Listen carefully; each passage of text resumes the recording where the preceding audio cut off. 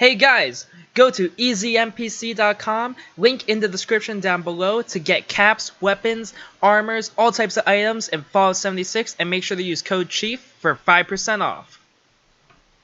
So, for this video, it's going to be on Vault 94 and everything we know about it so far, so that way you guys can prepare for the upcoming high-level group raids for Fallout 76, which I am super excited, actually, for Vault 94, because it is going to be similar to one of my favorite locations in Fallout New Vegas. So, let me explain.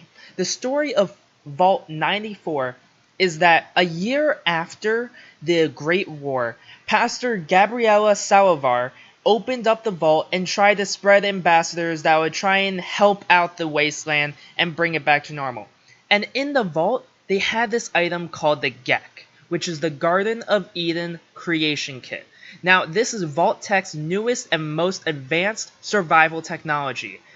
It is able to be a fully self-contained terraforming module capable of creating and sustaining life, even amid a desolate nuclear wasteland. So, this thing is powerful. It includes a cold fusion power generator rated to last at least 1,000 years, matter energy replicators, water purifiers, the whole kit. And so this thing is basically a mini nuclear bomb of radiation. So what happened was that a year after the vault opened, so the raiders would kill the ambassadors. They try to raid Vault 94 and take all the loot inside of it. But what happened is that they see the GEC and they thought it was dangerous. They caused it to have a meltdown and blew it up. This caused the mire to form. The GEC exploded, all the radiation shot out, about 7,800 rads per second. That's how strong it was, and it just flooded the mire, and that's what created it. So, because of that, we can guess that Vault 94 is going to be a super harsh version of the mire. It's going to be really concentrated. Most likely, we're going to fight all the mires enemies, so mirelurks, we're going to be fighting gulpers, anglers, hermit crabs, the whole entire kit and caboodle, all these vegetation enemies that would be coming out of there. For the type of activities done within this is going to be a raid. So my guess is that it's actually going to be very similar to the silo, except it's going to be more in-depth with what you actually have to do.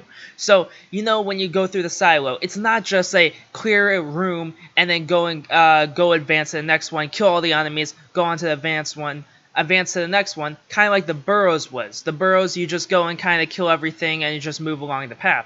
This one's going to be different, kind of like the silo, where you have objectives to do within it to reach the final boss, which is going to be a raid boss that you can use to get loot. And hopefully this is where we're going to start getting some higher tier weapons. Maybe we can finally get our first 4-star actual weapon or 5-star weapon, not just one where you add a cheap mod to it and it gets a 4th star. No, this could be a genuine 4th star weapon that you might be able to finally get throughout this, which would be really cool because there are 2 open star slots on each pieces of gear. So, you know, Bethesda, what up with that? We want our 4th and 5th star, right?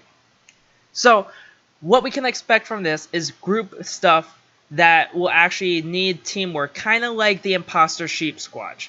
That was a hint and to see how the community would react and see if we could actually work together to kill a boss. Because with the Imposter Sheep Squatch, you need people to be activating the pylons, holding it down, surviving, while the rest of the people in the event are actually killing the Imposter Sheep Squatch. It requires teamwork because if you have people not activating the pylons, you're not going to be able to damage the Imposter Sheep Squatch. They're probably going to have mini bosses like that with enemies also from Vault 22. And yes, Vault 22. This is from Fallout New Vegas, which is one of my favorite areas in the game. I remember when I was a little kid playing through it, and I remember how spooky it was. It was really creepy for me, and I was just really scared throughout it. There was some jump scare enemies.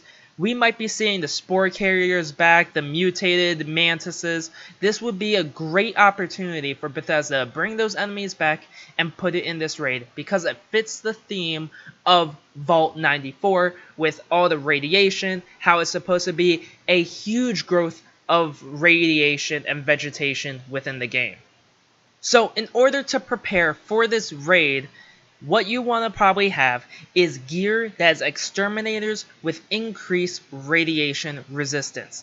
Exterminators gear reduces the damage that you take from bugs, insects, and basically all the enemies that are in the mire. This is going to be important because that is most likely what's going to be in there. You're probably not going to be encountering super mutants or scorched enemies in an area which is supposed to be flooded with radiation and also vegetation because this is the creation of the mire. We're mostly going to be facing mirelurks, anglers, gulpers, and most likely the boss is going to be a mirelurk queen of some sorts. I don't know what they're going to do with it, but I'm excited for how they're actually going to handle this enemy. Also, they'll probably have this place flooded with radiation because remember, when the Gek exploded, it did 7,800 rads per second. Most likely, the final boss area is going to be flooded with radiation, so you're going to want rad shields, you're going to want your best power armor for radiation resistance, so that's going to be your Exo 1 power armor. You're going to want the whole kit and caboodle. If you do not like running power armor, well, it's going to be a little bit rough on you. You're definitely going to need that rad shield. Maybe you're going to need to run rad resistant as a perk. You're going to need all 5 pieces of armor to have radiation resistance on it because this place will most likely be flooding with radiation for you. So that's how I would prepare for the raid. Level up, get those pieces of gear. Exterminator weapons will probably be very valuable in here. It's kind of like bringing troubleshooter's gear to the imposter sheep squatch. That is what's the most effective there. This, you're going to want exterminators. There's going to be a theme to it. So that's going to be it for the video, guys. Hope all of you guys enjoyed. Leave in the comments down below what you guys think is going to be happening in this raid. What type of activities or parts of the vault will actually be difficult for us to go through. How is it going to end? And yeah, hope all of you guys enjoy the video and have a great day.